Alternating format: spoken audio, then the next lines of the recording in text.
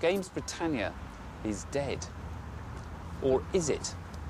Perhaps it's just gone underground.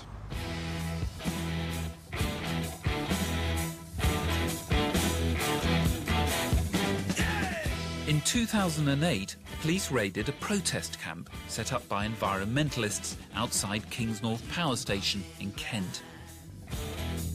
Amid scuffles, the police confiscated what they claimed were weapons the protesters were stockpiling in preparation for a raid on the power station. They claimed to have taken knives, chisels, bolt cutters.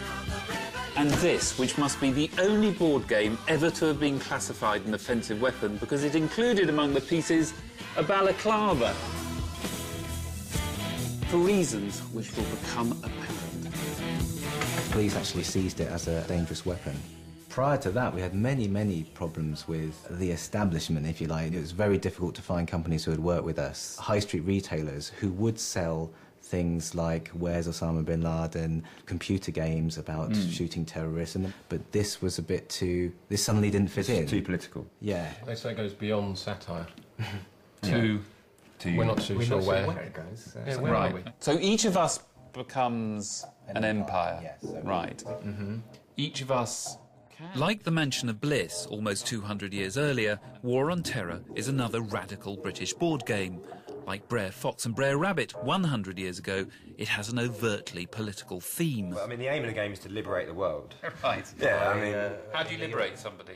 By destroying them and taking over their country. It's global domination. Yeah. Right, OK. But unlike anything that has gone before, it's an attempt to bring one of the defining British qualities of our age, satire, into Games Britannia. Where did it come from? Well, about 3 or 4 days before the latest Iraq war started, me and Andy were watching TV one night, quite shocked by the absurdities of what we were seeing, and came up with the idea of satirising the war on terror in a board game format. So I spin the axis of evil. Blue. Super blue. So Tom gets to wear the evil balaclava. Marvellous. And straight away he gets 2 terrorist cards from the pack. Right then, You're over to getting me. hot in there. It's, I feel hot. It's not like a didactic game, you know. Yeah. It's not set up to say, look, here's our politics in the form of a board game, play it and listen. It's more interactive. It's meant to be like, okay, so through playing this, I find out that if I need to get ahead, if I have to get ahead, then, and the cheapest and easiest way of doing that is through funding terrorism, well, that might be against my personal morals, well, I'll do it, because in this instance, I can justify it. Rubbish turn. Yeah, I know. Yeah, I'm going to build.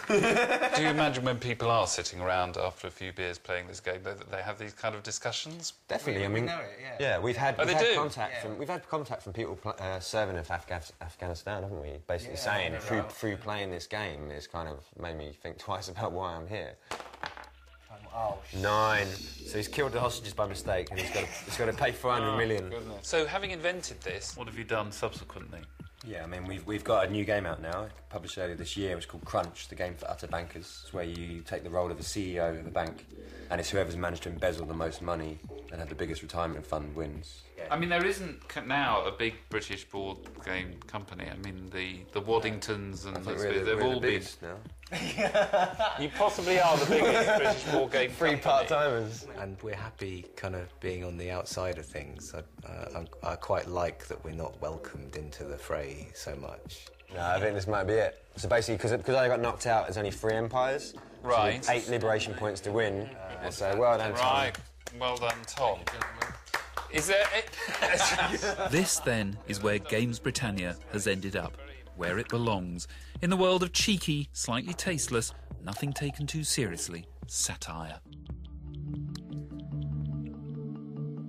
At the beginning of our journey through Games Britannia, we discovered in a Colchester quarry a game that may well have had a part in the struggle of empires in the 1st century AD. And here we have another game that plots out the battles that are shaping our history. It's as though both games, spanning 2 millennia, strive for the same thing, putting the world down on a board, simplifying it, challenging you to master it. The board is a map, a stage, a world almost, for the story of the player's own epic quest. What if you could enter that world? It's an idea that sparked a renaissance of Britain's gaming culture and is the subject of the final part of Games Britannia.